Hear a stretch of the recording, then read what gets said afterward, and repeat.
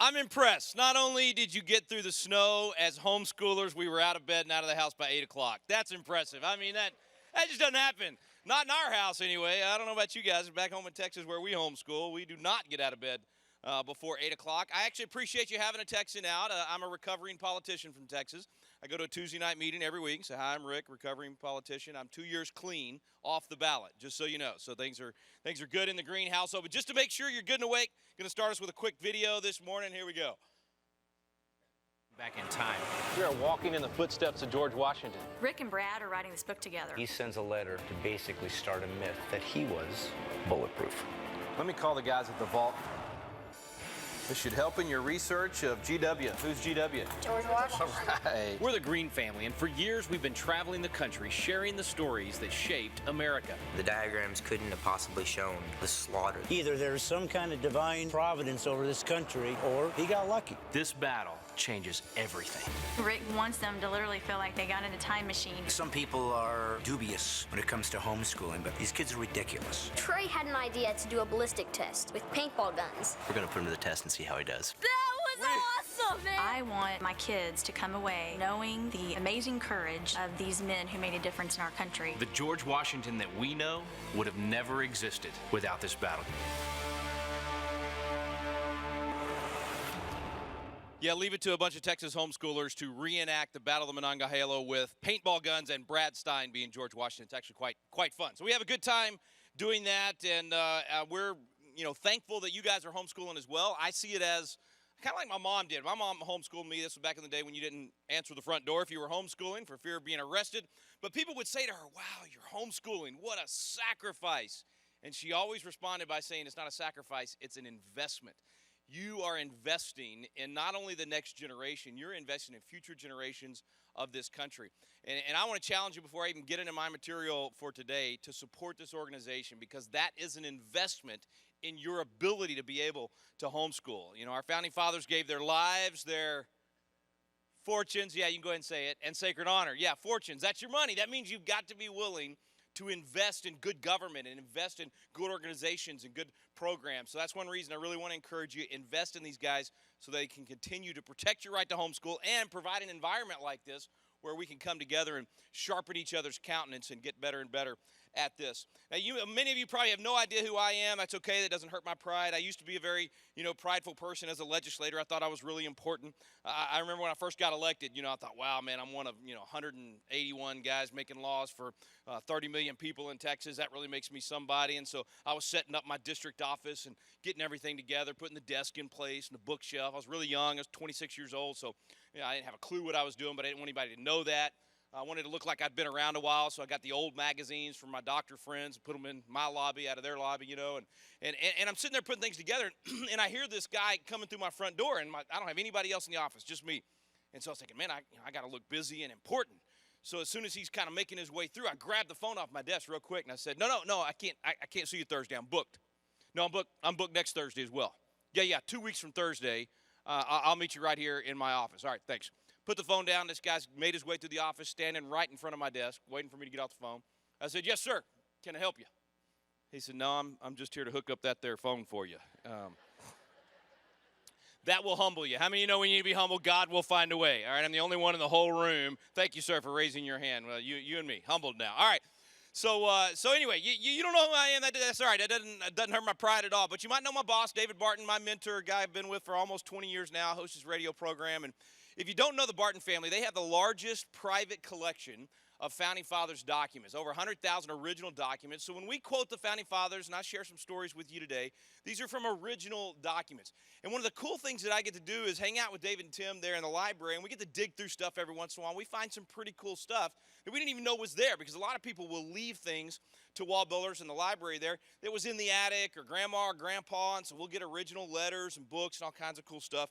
And we had some flooding last fall in Texas, and we had to rearrange some things there at the library and get it out of the way just in case. And we found some new stuff. And I didn't even know this existed. You may not be familiar with this, but I brought some of it along, at least on the slides, to be able to share with you as we were rearranging and moving some stuff. We found, it's really incredible. You wonder how a nation of, at the time, 3 million people was able to defeat the greatest military power on the planet. The fact is, they actually had some advantages that we don't hear much about anymore. So let me share the original transcripts. We found them on some parchment paper, transcripts of the tweets of the Founding Fathers. This was one of the tools that we didn't know they had, but it made it a lot quicker for the committees of correspondence to be able to communicate from colony to colony. So let's see what we got here. Tommy J., Thomas Jefferson, of course, says, hey, guys, I'm working on a new draft of the Declaration. Which inalienable rights do you want to include? Hashtag independence. John Adams, at Tommy J., life, liberty, and a Twitter app that doesn't stink. Am I right? Hashtag independence. By the way, who has pics from the last Continental Congress? I want to upload them to Facebook. You didn't know Facebook had been around that long. Hancock, at John Adams, just emailed them to you. CC George Washington. George Washington, ugh, my wig is totally crooked in every pic. Please don't tag me. I know that's some of you out there right now, yeah.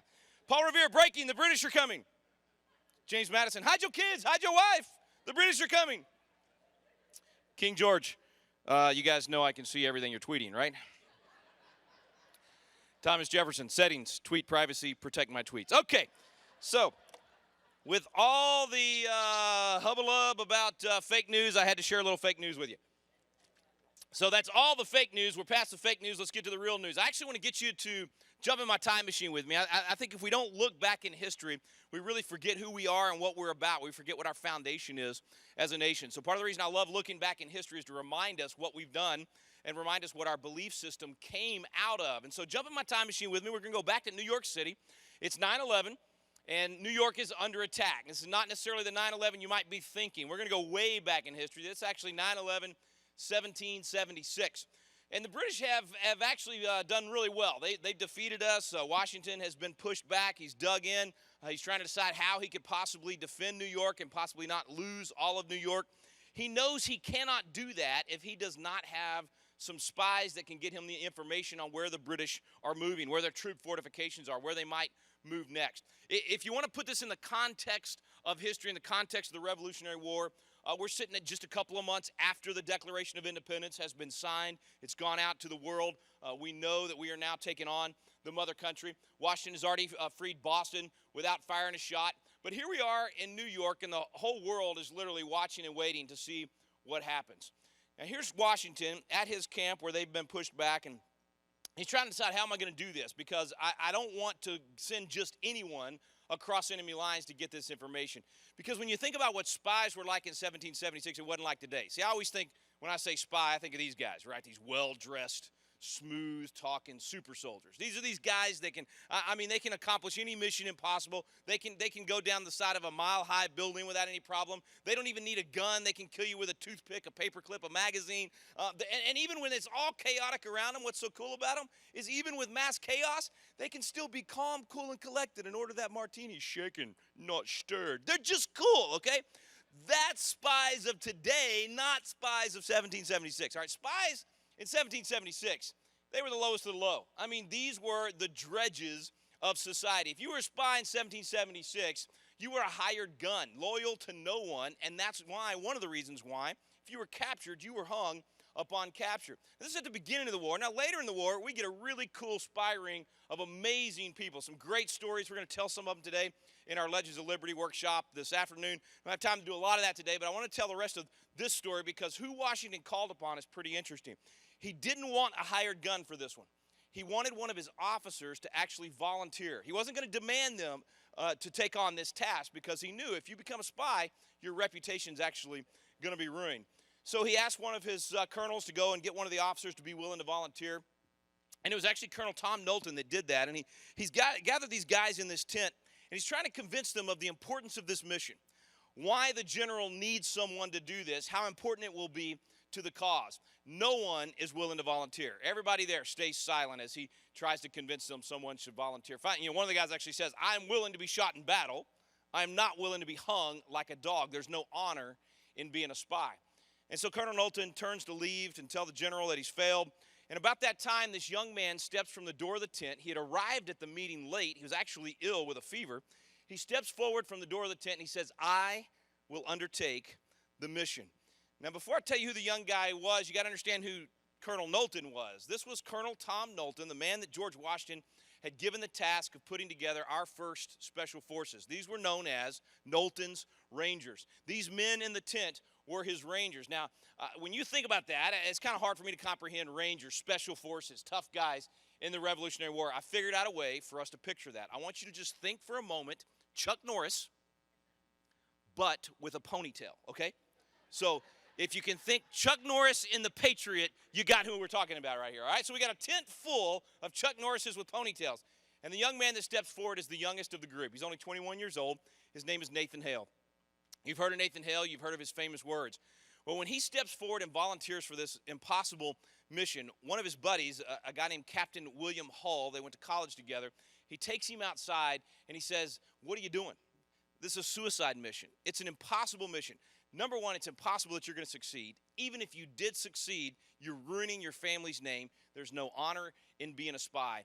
He says in his writings that Nathan Hale responded to him, "The general needs me, the cause needs me. There is duty, there is honor in answering the call of duty." So Nathan Hale, by the way, had gone to Yale to be a minister. He wanted to go into the ministry. Decided to be a teacher for a couple years first. That's when the war broke out. While he was a young teacher, and while he was doing that, he was 19 and a half years old when Lexington and Concord happened.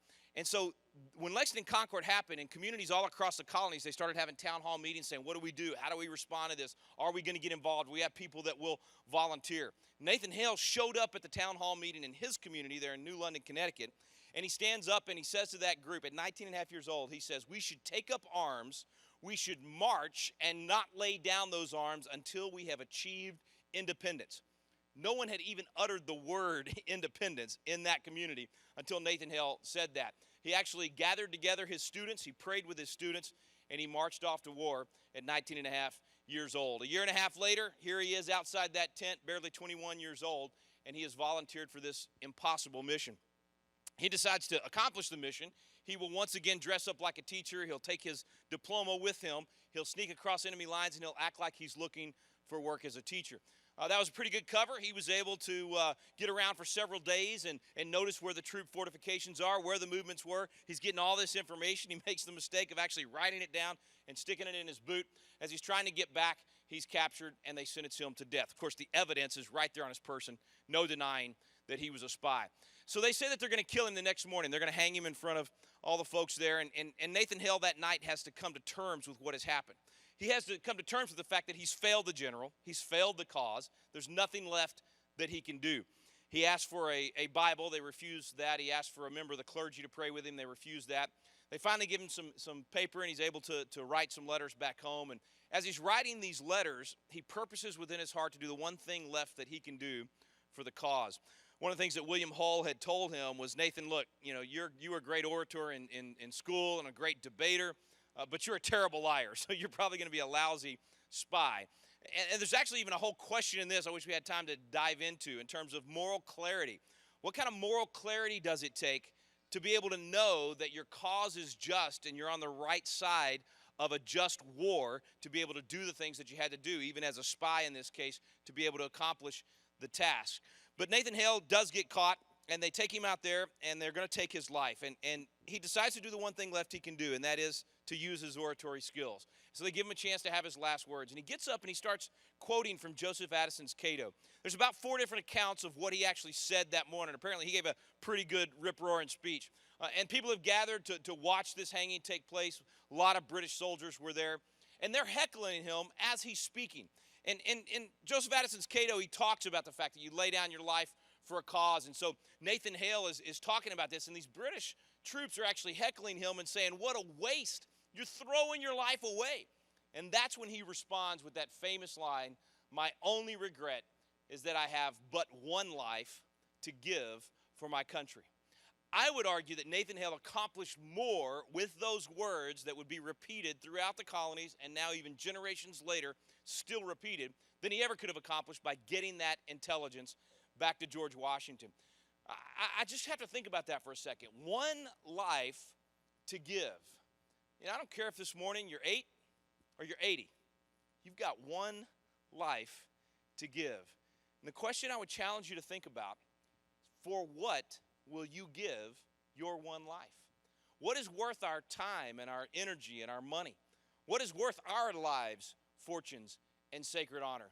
How will God use our one life to invest in the lives of others and our nation in order to preserve this freedom for future generations? We've been blessed to have men like Nathan Hale throughout our history. Every generation, there have been men and women willing to say, I'll go, I'll lay down my life for my countrymen, I'll lay down my life for those that I love. From Nathan Hale to this current generation of Michael Murphys and others that have laid down their life so that we could be free. They've been willing to do exactly what the Bible says. No greater love has any man than this, that he lay down his life for his friends, or in this case, his country.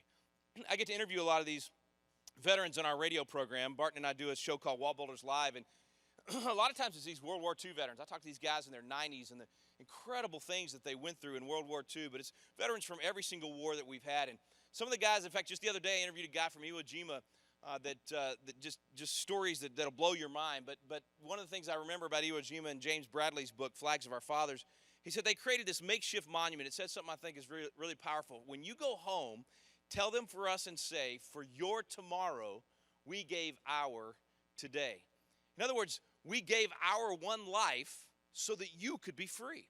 So that generations later, we could sit here and be free. We could speak freely. We could raise our children as we choose. All the freedoms that we enjoy, it's because people before us made the ultimate sacrifice for us to have this freedom.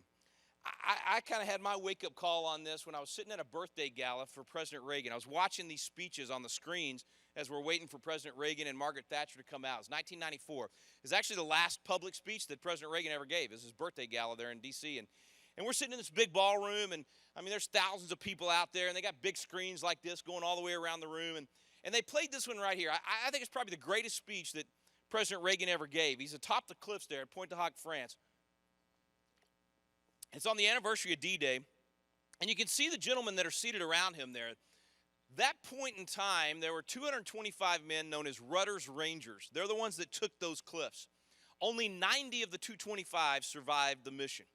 Here's Reagan on the 40th anniversary, and seated around him is about 15 or 20 of these guys still alive at the time. And Reagan begins to recount the horrific yet heroic events that took place on that day. And as he does that, I remember the camera started kind of going across these tough old Army Rangers, and it panned close to their faces, and you could see each and every one of them, tears welling up in their eyes as they were taken back to those days of sacrifice. I was 21 years old watching this on the screen. I never thought about the price of my freedom. I never thought about what other people had to do so that I could be free. I was like most American young people, just frankly spoiled and living the blessings of liberty without recognizing the burden that should come with that. And I'm sitting there in my tuxedo. My dad's on my right in his tuxedo, and there's this elderly gentleman sitting on my left that we had brought with us from a little town outside of Dallas called Athens, Texas. His name was George McCormick.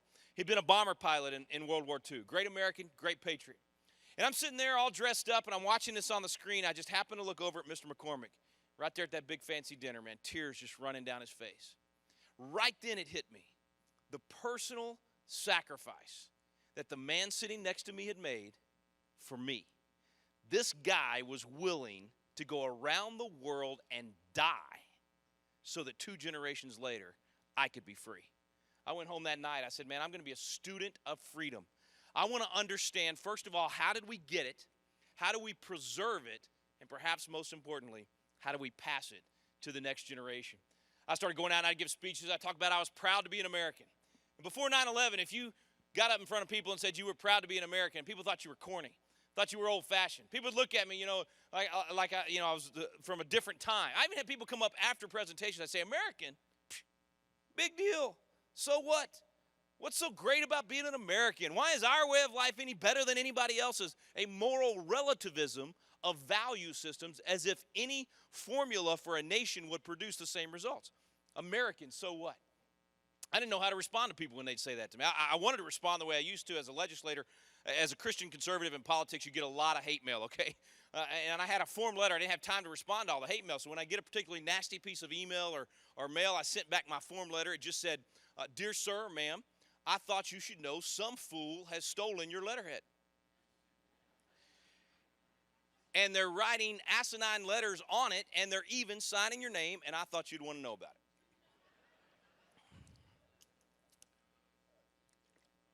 You know, saying that out loud, I think I now understand why I'm no longer in the legislature. It might have had something to do with it. But anyway, no, we didn't really send letters like that. But that's what I wanted to say to the, people that say Americans so. So I tried to be more diplomatic. I said, wait. Why do you call, why do you think we call the last century the Great American Century? Just think for a minute. Why do we call the last century the Great American Century? Friends, it's because we saved the world not once or twice, 3 times from the evils of Nazism and communism and despotism. We sent our young men around the world to lay down their lives for other nations to be able to be free.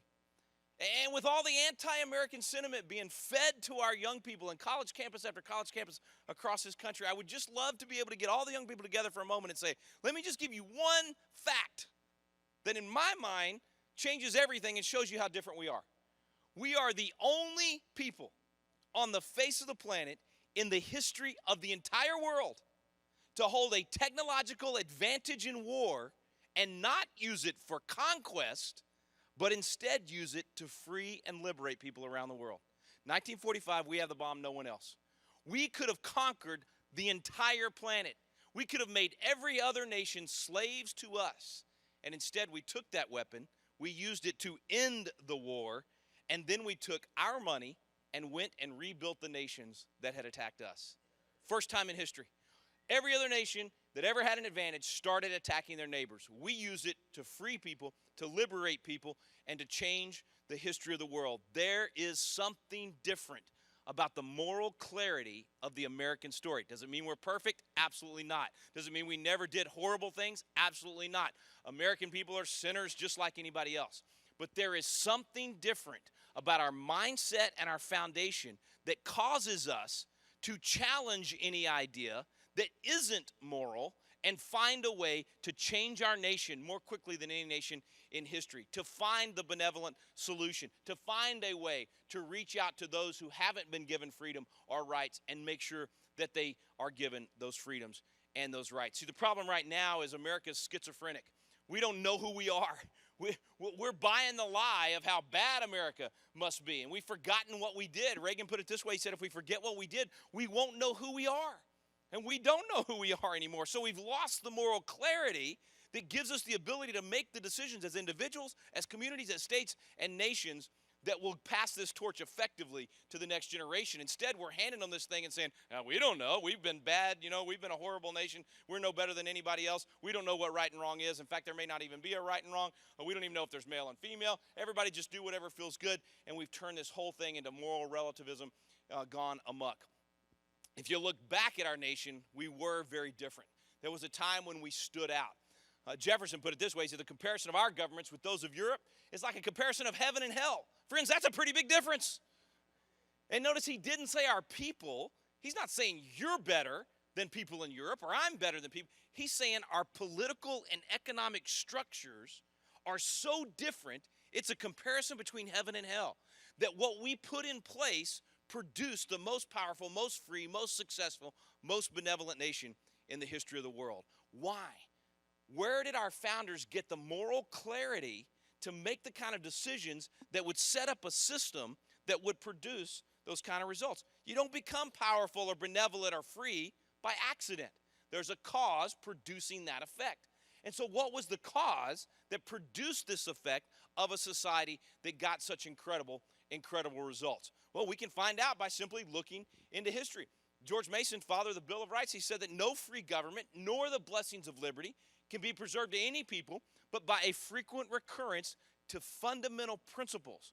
In other words, the way we get the moral clarity to know right from wrong and what will produce good results is by frequently coming back to the basic principles that make that happen. Well, they're laid out for us right there in the Declaration of Independence. Right there in the second paragraph of the Declaration of Independence, we find the basic frame of America, the basic foundation of where we get the concept of moral clarity and how we live out that moral clarity in our culture. I'm actually going to get my kids to help me out a little bit today. My youngest son, Rhett, is here somewhere, and he's going to come out and share with you those 4 principles out of the Declaration of Independence and how we can apply them today in our culture. Would y'all welcome Rhett? Come on out, bud.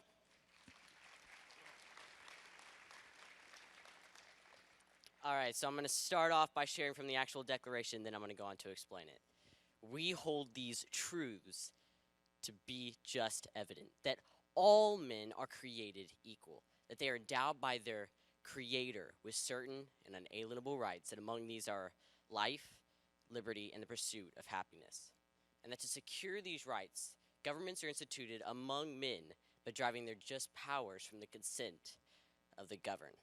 Now, guys, in the words of the Declaration, there are four basic frames that really make up the frame of America. First, the Founding Fathers began with the basic idea that truth is real. It is obvious and it does not change. Second, they also made it clear that God is the source of freedom. Just like the Founding Fathers said, our rights don't come from any elected or appointed officials, they come from God Almighty. Third, the just powers of government can only come from the consent of the governed. That's you and me. The word consent is used 3 times in the Declaration and 11 times in the Constitution. Obviously, the Founding Fathers didn't want the government's use of power without our consent. They wanted us to always remember that the government's use of power without our consent is tyranny.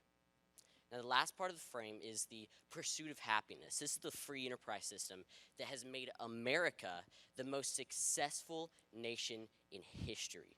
Thomas Jefferson once said, "A wise and frugal government that shall lead men free to regulate their own pursuits of industries and improvements, and shall not take from the mouth of labor bread it has earned.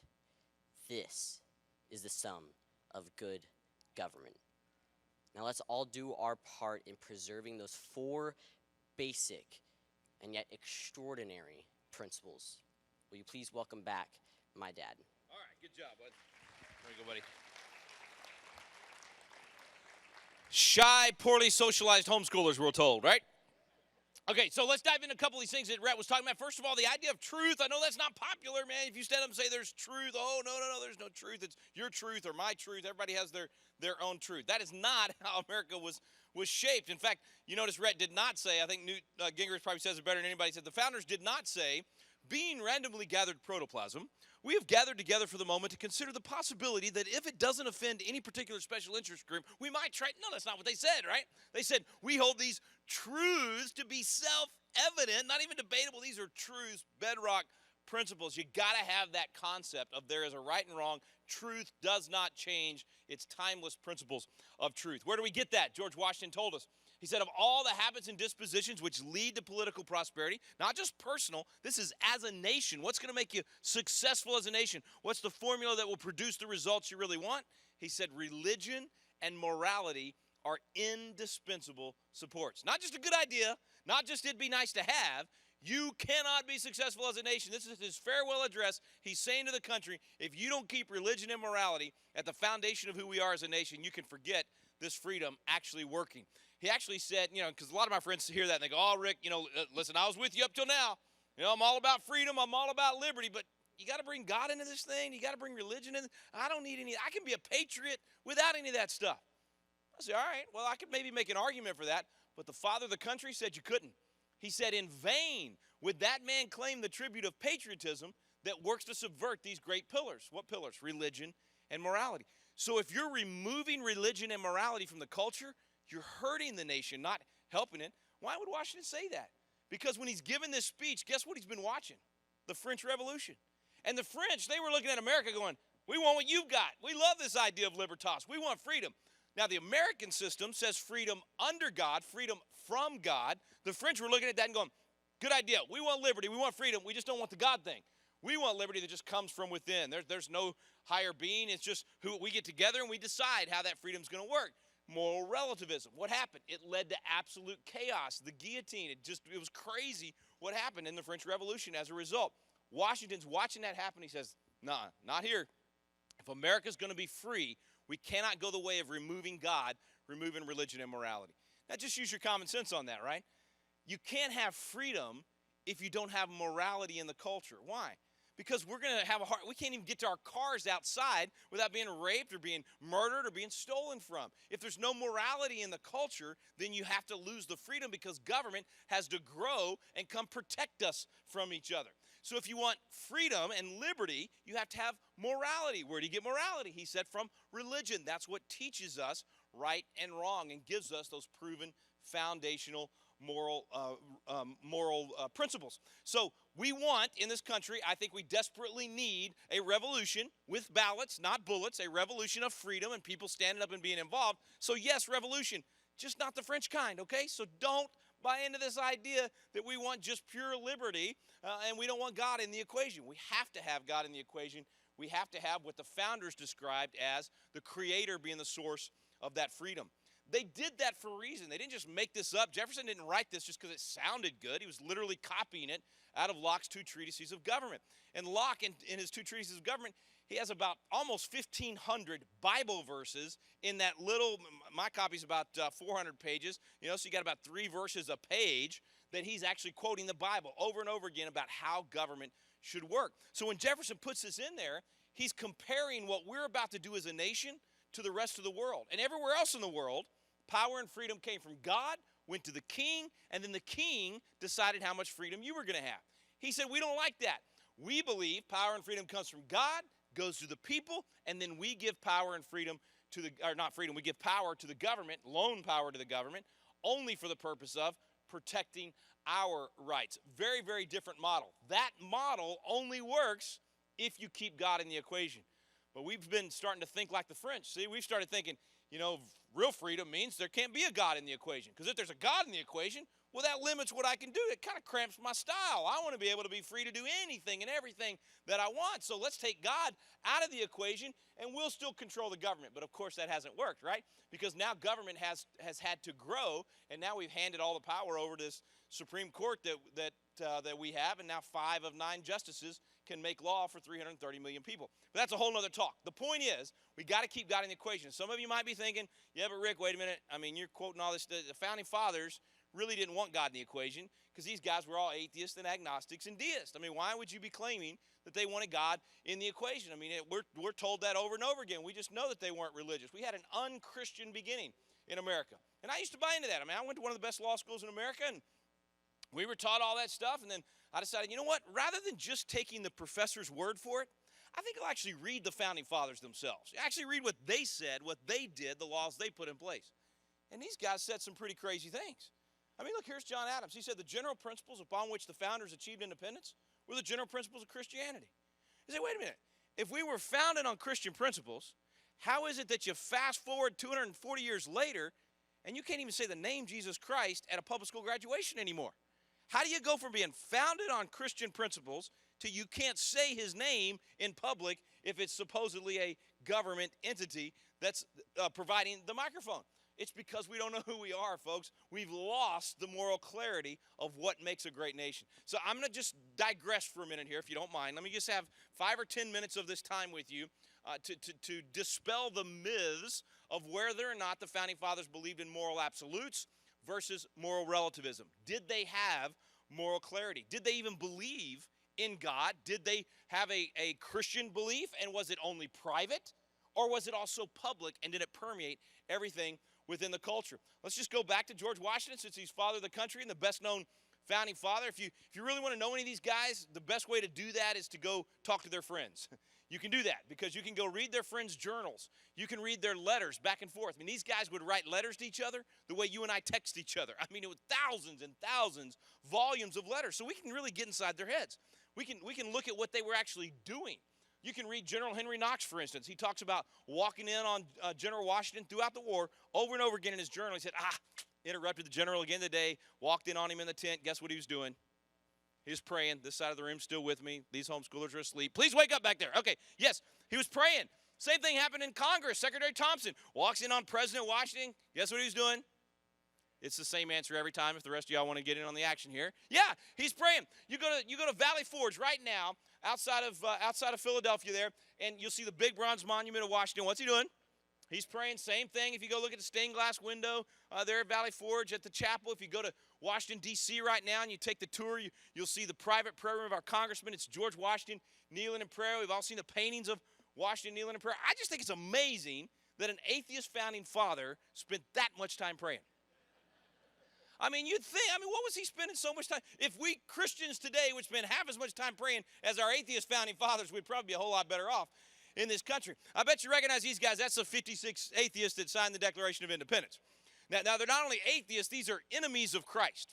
Now, you say enemies of Christ. Man, if you're an enemy of Christ in 2018, there's lots of things you can do in our culture. What if you're an enemy of Christ in 1776? What do you do for a hobby? Let's find out what these atheist enemies of Christ were doing. We'll hit just a few of them. That right there, the guy with the circle around him, is the Reverend Dr. John Witherspoon. Yeah, pastor in Congress. In fact, 29 of the 56 signers held what we would today call a seminary degree, all right? Here's John Witherspoon, responsible for 2 American translations of the Bible, and you're looking at the Billy Graham of that day, best-known evangelist throughout the colonies. They would share his sermons all over the place. Here we have Secretary Thompson. He's the Secretary of Congress there, and he's responsible for the Thompson Bible. You still get the Thompson Bible today. He spent 25 years of his life translating the Greek Septuagint into English. Benjamin Rush, founder of the first Bible Society in America, the Philadelphia Bible Society. Within a few years, these guys had dozens of Bible societies spreading the Word of God, studying the Word of God. That's a pretty interesting activity for a bunch of atheists. I mean, nothing else to do, so we'll just, study the Word of God and spread the Word of God. He's also founder of the first Abolition Society in America. He and Benjamin Franklin started the Pennsylvania Abolition Society. We'd abolished slavery in 3 states. King George said, no, we're going to force you to keep slavery. They said that's one of the main reasons that they declared their independence. Now, we could go through these guys one by one. Let me just sum them up for you real quick since we have limited time. Out of the 250 men considered to be the founding fathers of America, that's your signers of the deck, signers of the Constitution, governors at the time, major generals at the time, all the major leaders, 250 guys, 95% are outspoken Christians. They live it, they talk it, they write it, you just can't deny it. There's about 10 guys that we got to take off the table, about 5% that we would say are not Christians, not from an Orthodox Christian definition. Now, they believed in God, they believed in the hand of providence, they were not atheists, they were not agnostics, they were not deists, but I wouldn't say they were Christians because they didn't believe in the divinity of Christ or some other part of Orthodox Christianity that they did not agree with. So, but that's 10 guys. That leaves me 95% saying absolutely yes. Let me take one of the 10, though, to try to drive home the point. One of the least religious founding fathers, no matter which side of this debate you're on. You can be, on our side over here at Wall Builders, or you can be over there with the ACLU. Everybody agrees Benjamin Franklin's one of our least religious founding fathers. But least is a relative term in this case. I know I'm talking about moral absolutes. This one's relative, okay? Whether or not he's a religious person. Here he is at the Constitutional Convention. He's the oldest guy there. He's 81 years old. Now, I used to think 81 was old. I don't know about you, but that's getting younger and younger. But 81 back then is different than 81 today. I was at an event and I was speaking. This congressman was introducing me, and he was just turned 81, and he's about to introduce me, and he looks over at me. I was probably 30 years old at the time, and he looks at me and he says, "Rick, you're kind of a young buck." He said, "You probably think I'm old. I just turned 81." But he said, "Look, I was at Senator Strom Thurmond's 100-year birthday party, and Thurmond looked over at me and he said, 'Oh, to be 80 again.'" So what I'm saying is 80's young today.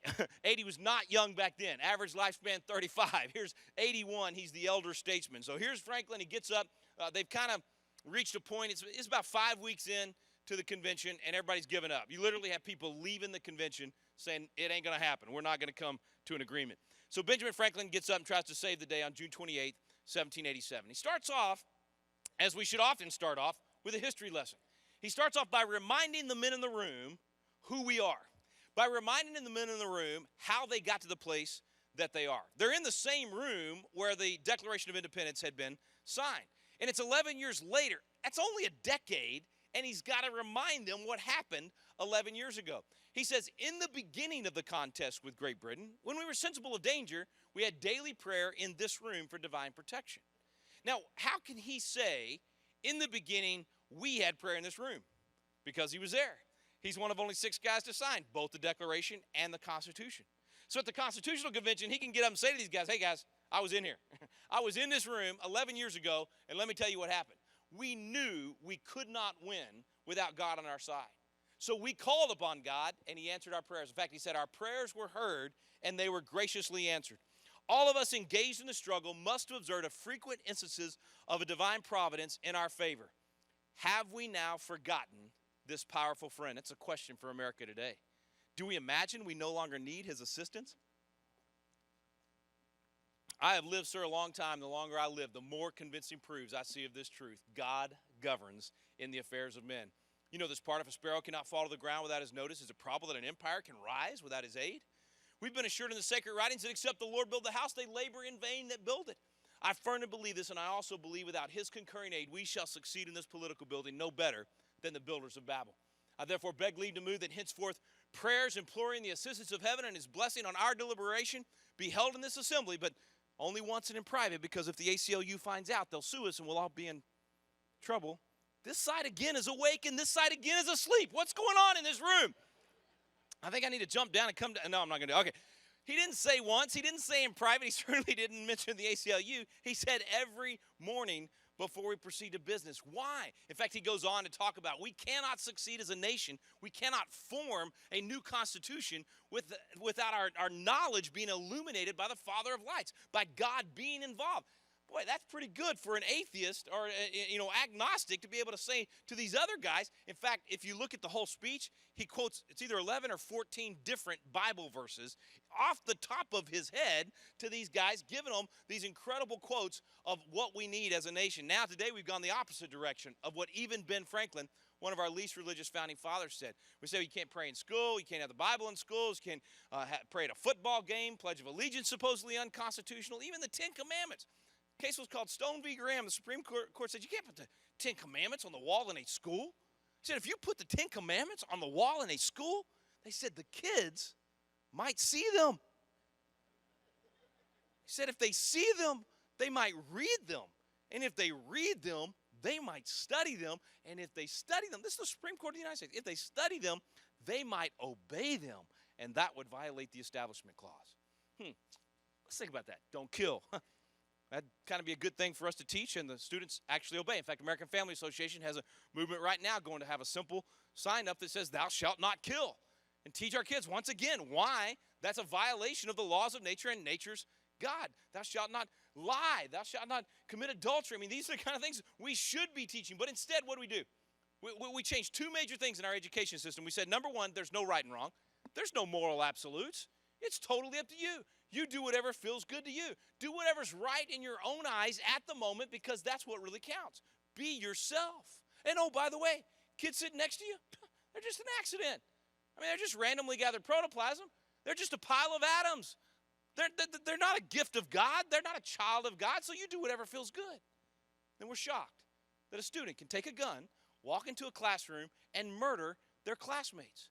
We put a formula in place that says, don't respect life, do whatever feels good to you, and then we're shocked when we get the results that we're getting. Paducah, Pearl, Jonesboro, Littleton, the list goes on and on and on, Sandy Hook, and of course now the most recent in Florida. We put the formula in place, and we don't even have the moral clarity to respond to the tragedies with any logic. We actually have, I'm glad that young people are standing up and they're getting involved. But to say and to have an attitude that is so lacking in moral clarity that we're actually blaming a piece of metal and plastic instead of actually putting the blame on the heart of man and the depravity of man. We're blaming the inanimate object instead of the human being that made the decision to do this thing, or even blaming evil, or even recognizing that there is good and evil because we're so afraid to say there's a right and wrong. I mean, just use your logic. You guys know this. Guns don't kill people. Well, that's close. It's actually Chuck Norris kills people, but, appreciate you trying. Pick up your consolation prize at the door. But, no, okay. And Chuck, by the way, is a good Texan, so I always mention Chuck as often as I can. The problem with Chuck Norris is he supported me in my Supreme Court race, and the problem is when Chuck Norris has your phone number, when he calls, this is what it looks like. Doesn't say answer, deny. There's no denying Chuck, right? So it's just answer. Look, you got it right. Guns don't kill people. Look, I could take out my 6.3 45 caliber 1911. I could put it right here. We could stand around it and chant for the rest of the day. It will not jump up and shoot anybody. It could even be an AR-15, and it still can't jump up and shoot anybody. We have completely missed the point because we have no moral clarity. Now, this is totally off topic and irrelevant to what I'm supposed to talk about today, but I just can't help but make the point. If Dick's and Walmart can choose who they sell their goods to based on personal belief, why can't Christian bakers and florists do the same thing? I'm just wondering. I think it's fine for Dick's and Walmart to say they don't want to sell guns to whoever or not sell a particular kind of gun. That's fine. I'll go buy mine somewhere else. But why would we use the law to force other people to sell a good or service to someone, especially when it's their art and their gift and they're being forced to participate in something that is against their very conscience? And again, a little bit off topic, but this is actually a very important topic because this comes to that question of moral clarity, this idea of, do you have the right, do you have the moral right to defend yourself and your family? Does a teacher have the right, the moral right, duty, and responsibility to take the life of an evil person who is taking the lives of their students? Do we have the right to defend ourselves and our families? One of the great legal philosophers in American history, George Tucker, he put it this way: the right of self-defense is the first law of nature. In most governments, it has been the study of rulers to confine this right within the narrowest limits possible. Wherever the right of the people to keep and bear arms is prohibited under any color or pretext whatsoever, liberty, if not already annihilated, is on the brink of destruction. Part of the reason we have the Second Amendment in the United States Constitution is because our founders had the moral clarity to know that you have the biblical, God-given right of self-defense. It's a very important concept that we're beginning to lose in our country. We're losing this argument right now. And history has taught us that once you lose this argument and you begin to have policies that cause you to lose this right, all of your other rights will be lost eventually. I'm going to get Reagan, my other son, to come out and share a little bit about the Second Amendment and the history of this. I know it's a bit of a rabbit trail from my official topic for today, but it's timely in our culture today. Would y'all please welcome Reagan? Come on out, bud. All right, guys, I'm just going to jump right into this. We're going to start off with a guy named Richard Henry Lee. Richard Henry Lee was the founding father in the Continental Congress that actually made the motion for America's independence on June 7, 1776. Now, Lee once said that in order to preserve liberty, it is essential that the whole body of all people possess arms and be taught how to use them, especially when young. Now, that right there might help to explain why John Quincy Adams, 6th President of the United States, was out with the Massachusetts Minutemen doing musket drills when he was only 8 years old. That's incredible. But look again at what Richard Henry Lee said, that in order to preserve liberty, it is essential that the whole body of all people possess arms and be taught how to use them, especially when young. Okay, now let's take a look at the Second Amendment itself. Here's what it says. A well-regulated militia being necessary to the security of a free state, the right of the people to keep and bear arms shall not be infringed. Now, some people can actually get a little confused about this word militia, but if you just transport yourself back to the founding era, it is clear. This word militia basically meant every man that could fire a rifle. So this freedom here, it wasn't for an official military. It was for the militia, or we the people. That's why it says the right of the people, not the right of the U.S. military. So guys, here's the bottom line. Even if you don't enjoy hunting or guns or self-defense training as much as my family, you would be wise to do everything that you can to help protect the rights of families like ours, because while I hope it never happens, there might come a day when we need to use those guns to help protect you and all of your rights. Okay, one more thing, and then I'm going to jump off here and hand it back off to my dad.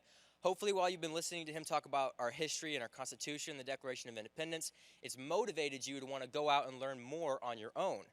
And that's what I want to encourage you to do. I want to encourage you to become students of history.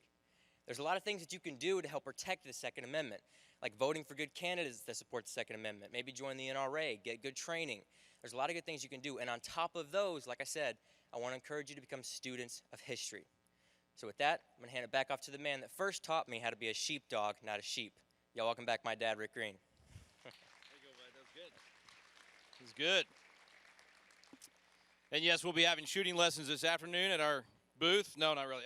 Okay, so look, this is a great debate today. What are the moral implications of self-defense? What does the Bible say about self-defense? Should we be able to defend ourselves and our family? And again, not much time. I just want to give you a couple of quotes from the founders on this. John Adams put it this way. He said, "Resistance to sudden violence for the preservation not only of my person, my limbs, and life, but of my property is an indisputable right of nature which I have never surrendered to the public by the compact of society, and which perhaps I could not surrender if I would.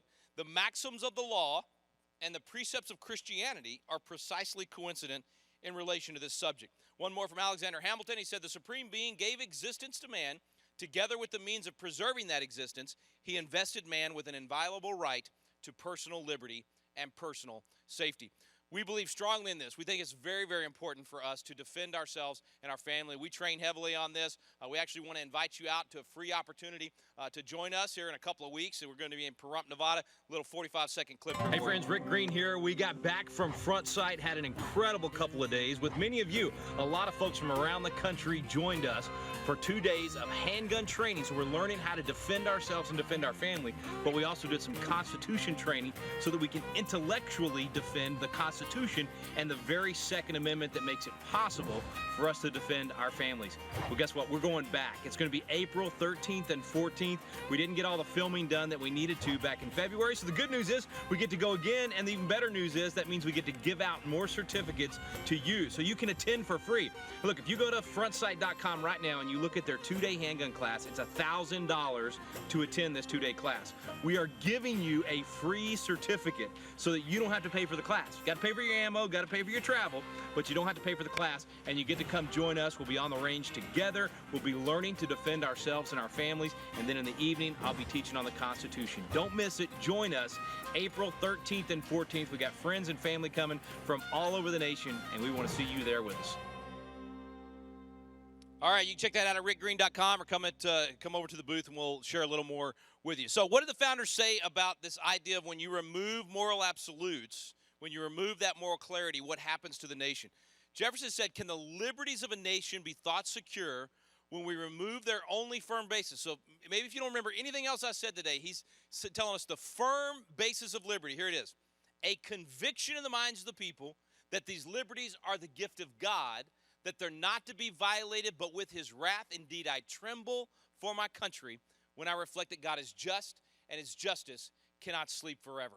He's saying if you remove God from the equation, if we as a people forget, if we no longer teach ourselves that our freedom comes from God, not our neighbor, then eventually we will lose that liberty. In fact, when we know that God's the source of our freedom, it makes us act in a different way. It makes us honor him. It makes us live that freedom out, respecting his authority. This is a biblical concept. If you look at Romans 1, it's a great description of exactly what has happened in America. We're told in Romans 1, for although they knew God, they neither glorified him as God nor gave thanks to him. Notice that it doesn't say they never knew God. They knew God. This is a nation that knew God, that was founded upon biblical principles, but decided to no longer be thankful and no longer glorify God. In fact, the Supreme Court of the United States said we could no longer retain the knowledge of God, no longer teach that in our schools. We'll just look at the results. Now we arrest pastors for reading the Bible aloud on the sidewalk. We force businesses to violate their conscience, force individuals to violate their conscience. We now, as I said earlier, can't even tell the difference between male and female. And in fact, in New York, if you misgender someone, you can literally be fined for that. It can become hefty penalties. Now, it's okay for them to be confused about their gender, but you can't be confused about their gender. Or you're going to pay a $200,000 fine. I mean, how much common sense is that? None, right? We've absolutely lost it. And let me just get really, really frank with you for a second here. Ladies in the room, are you not concerned about the idea that we're allowing men to come over and compete in ladies' athletics on the claim that they feel like a woman?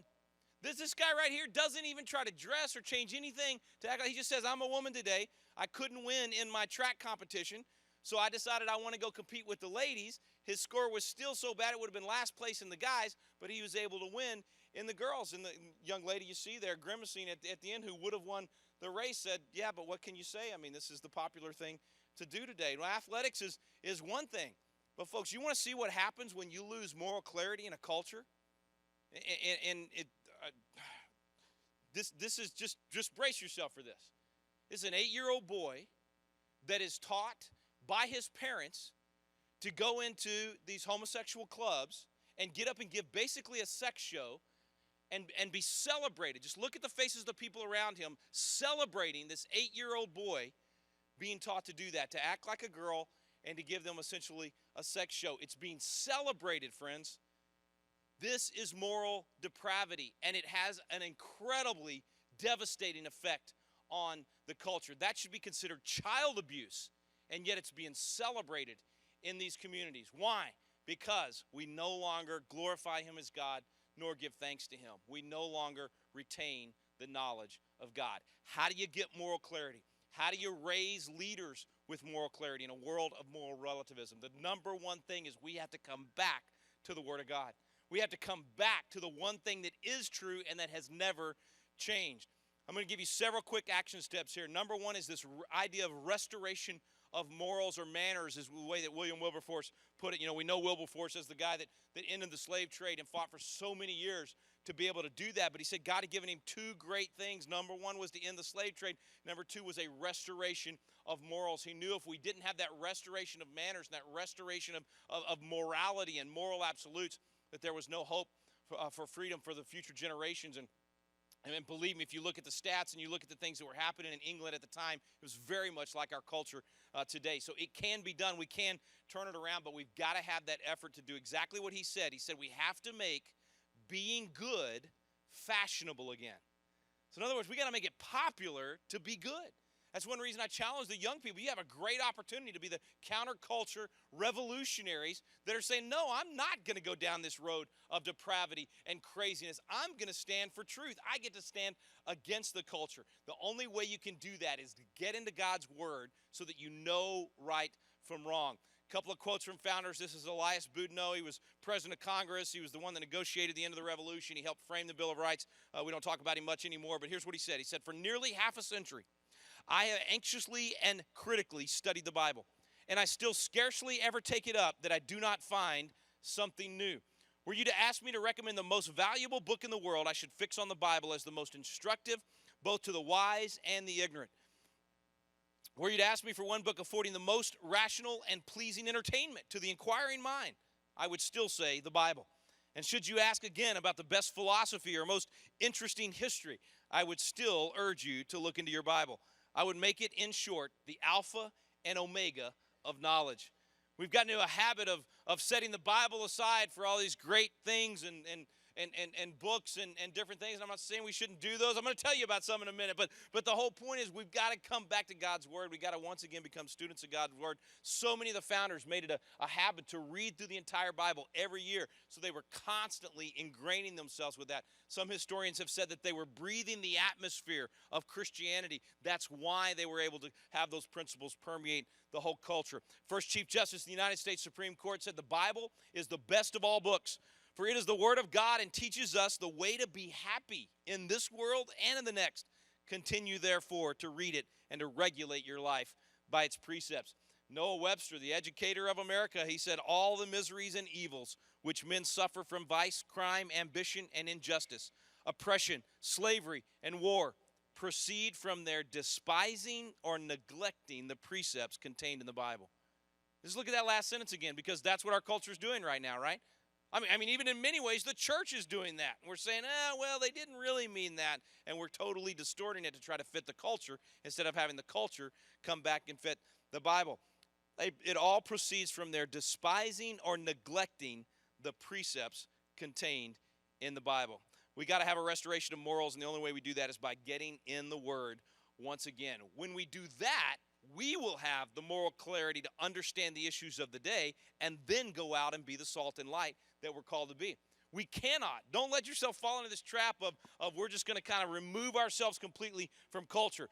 Now, I'm not one of these guys that says, oh, you should be sending your kid to public school so they can be salt and light. Yeah, throw your kid to the wolves when they're still trying to figure out what they really believe. That's brilliant. No, I'm saying as we prepare ourselves, as we strengthen ourselves and armor ourselves up, then when we're ready, we need to go out there and be that salt and light and influence the culture. We've got to stop saying politics and business and all that stuff is for the world. We've got to be the ones out there being that salt and light. Here's the way Charles Finney put it. That's Charles Finney in the Second Great Awakening. That's not John Travolta and Staying Alive. I know it's very confusing. How did all of you get that joke? No, I'm just kidding. All right, so it's actually Charles Finney. Here's what he said. He said, the church must take right ground in regard to politics. Whoa, wait a minute. He's bringing politics and the church together? Yeah, he said politics, well, that's just part of a religion in a country such as this. And Christians must do their duty to their country as a part of their duty to God. God will bless or curse this nation according to the course Christians take in politics. He's saying politics is just like anything else. You know, we don't actually say, so we kind of bought into this idea of a secular spiritual split. If you want to be good and holy, well, you go into full-time ministry. You don't go into business. You don't go into politics because that's evil. No, Psalms 24:1, the earth is the Lord's and the fullness thereof. It's all his. We should be involved in every single arena out there. You wouldn't come home from church on Sunday and say, boy, man, the pastor that was good stuff. He was putting it on. That was so fantastic. I mean, he was giving a great sermon on relationships and family and all that. It's too bad that as we get home, we can't apply the sermon because there's a separation of family and church. Nobody in here would do that, right? You wouldn't say, oh, man, the pastor, he was on fire today. That was a great lesson about how to treat your fellow man, about how to be a good employer and how to be a good employee and work ethic and all that stuff. Too bad we can't take that to work tomorrow on Monday morning and apply that biblical truth to our lives at work because there's a separation of work and church. Of course not. Why then, when it's election time, do we say, oh, there's a separation of church and state? You can't take biblical truths and apply them in the culture and in the politics. Of course we shouldn't be doing that. That's why we're in the mess we're in, because we've bought into this idea of a separation of these most important things. We've got to be salt and light. We've got to absolutely reach out into the culture and let these truths be known. I think that's quite exciting myself. I think it's fun that we actually get to bring this truth and bring this life into the culture. I told the young people yesterday in the crew meeting that what's really cool about this is there's a village to be saved. There's a damsel in distress. You get to go out and be the heroes of this culture and actually be in the fight. Or as I like to look at it, you get to fight for truth and justice and the American way. In fact, let me just give you a little Captain America. He said, doesn't matter what the press says, doesn't matter what the politicians or the mob say, doesn't matter if the whole country decides that something wrong is something right, which we do a lot of these days. This nation was founded on one principle above all else, the requirement that we stand up for what we believe. So no matter the odds or the consequences, when the mob and the press and the whole world tell you to move, your job is to plant yourself like a tree next to the river of truth and tell the whole world, you move. That's the kind of attitude we've got to have as we go out and become that salt and light. Now, okay, I am circling. That doesn't mean I'm landing, but it means I could land at any time. So be ready, okay? Stay with me just about 8 or 10 more minutes. I'm going to try to cram all of these things right here into the next 8 minutes. We're going to do one song. We're going to do a very short, shameless promotion. Then I'm going to make my last major point, give you a very short 60-second video, one little bit longer, shameless promotion, and then I'm going to end with a story that you will be very glad you stayed for. So the whole point of all of this is that each and every one of us have one life to give. I'm going to ask Cameron, my daughter, and Reagan to come back out, and they're going to sing that one song. And the reason I want them to sing this particular song is because I don't know about you, but sometimes I can look out there in the culture right now and want to give up. I can look at what's happening right now and say, I can't make a difference. It's too big. It's gone too far the other way to be turned around. But when I open my Bible and I step back and I look in the context of history, I see God doing amazing things. I see that he at any time can change a culture, that he can raise up a remnant that will shift the whole thing. There's a lot of Josiahs sitting out there that can be the ones to rediscover the scrolls, to rediscover the truth and make it permeate throughout the culture. I don't know what you're facing at home. I know sometimes we put on a pretty face when we're out and we act like everything's going okay in our house. There's no doubt in my mind that everybody out there is facing challenges just like our family faces challenges. There's some of you that came here this weekend wondering if you could even homeschool for another year. Can I do this another year? There are major difficulties when you take on the challenges of educating at home. There may be some of you out there that are struggling with depression, struggling with pornography, struggling with all kinds of difficulties in your life. We are humans and we are sinners, and there are challenges for us to face.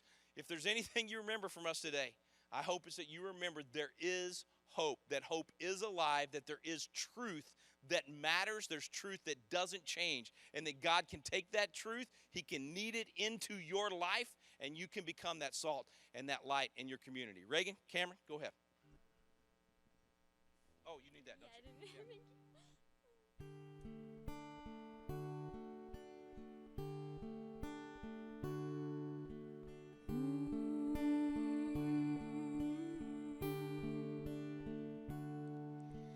When the storm storms of life are raging all around, I know to put my trust in Christ. Yeah. I will fix my eyes, Lord, not on what I see, no, wholly look to you for hope. And I can feel your mighty wind rushing, I can feel your sweet presence, let it change me, overwhelm me, and I receive my victory. Hope is alive. Ooh, yeah, yeah. Hope is alive. Yes. I know that your grace abounds immeasurably. Your mercies undenied. Faith to move the mountains. So we cry, hope is alive.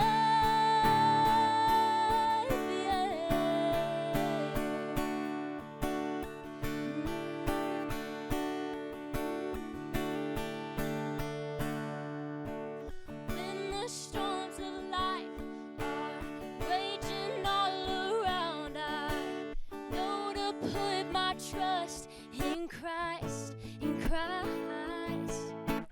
I will fix my eyes, Lord, not on what I see, no, wholly look to you for hope.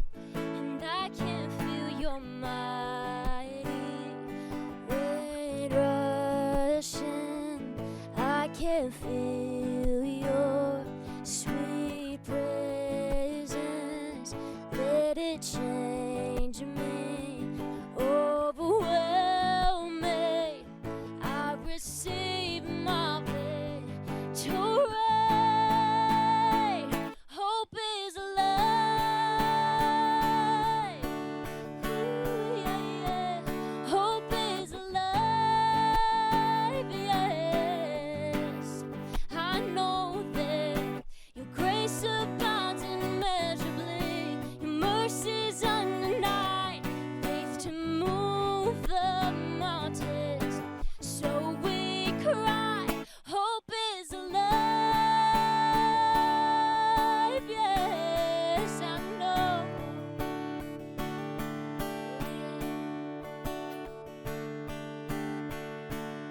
My hope is built on nothing less than Jesus' blood and righteousness. I dare not trust the sweetest frame, but wholly laid on Jesus' name.